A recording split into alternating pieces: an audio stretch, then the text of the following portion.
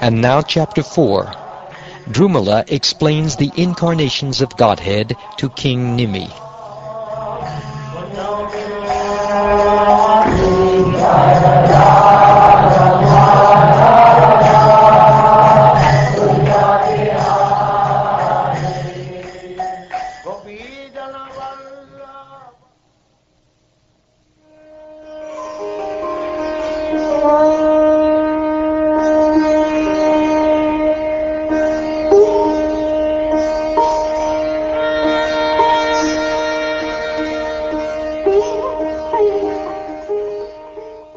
King Nimi said, "The Supreme Personality of Godhead descends into the material world by his internal potency and according to his own desire.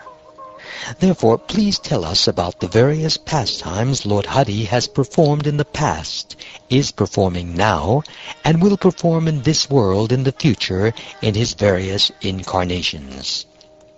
Sri Drumala said, "Anyone trying to enumerate or describe fully the unlimited qualities of the unlimited Supreme Lord has the intelligence of a foolish child.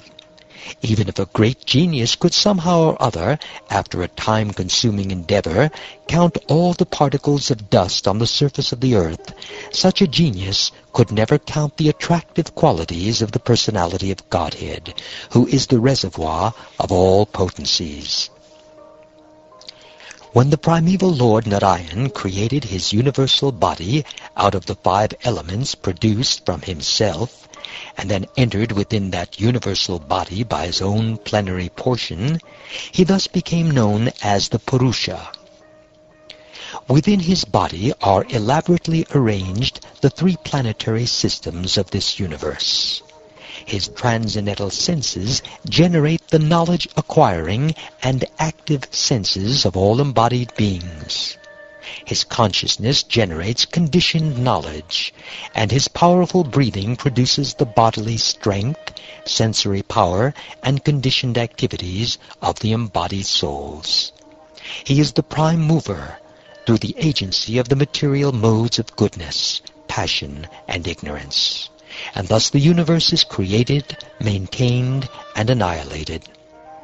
In the beginning, the original Supreme Personality manifested the form of Brahma through the material mode of passion in order to create this universe. The Lord manifested his form as Vishnu, the Lord of sacrifice and protector of the twice-born Brahmins and their religious duties, to maintain the universe. And when the universe is to be annihilated, the same Supreme Lord employs the material mode of ignorance and manifests the form of Rudra. The created living beings are thus always subject to the forces of creation, maintenance, and destruction.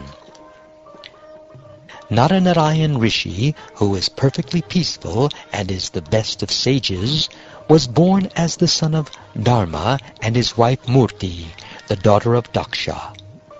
Naranarayan Rishi taught the devotional service of the Lord, by which material work ceases, and he himself perfectly practiced this knowledge. He is living even today, his lotus feet served by the greatest of saintly persons. King Indra became fearful, thinking that Naranarayan Rishi would become very powerful by his severe penances and seize Indra's heavenly kingdom. Thus Indra, not knowing the transcendental glories of the incarnation of the Lord, sent Cupid and his associates to the Lord's residence in Badarik Ashram. As the charming breezes of spring created a most sensuous atmosphere, Cupid himself attacked the Lord with arrows in the form of the irresistible glances of beautiful women. The primeval Lord, understanding the offense committed by Indra, did not become proud. Instead he spoke laughingly as follows to Cupid and his followers, who were trembling before him.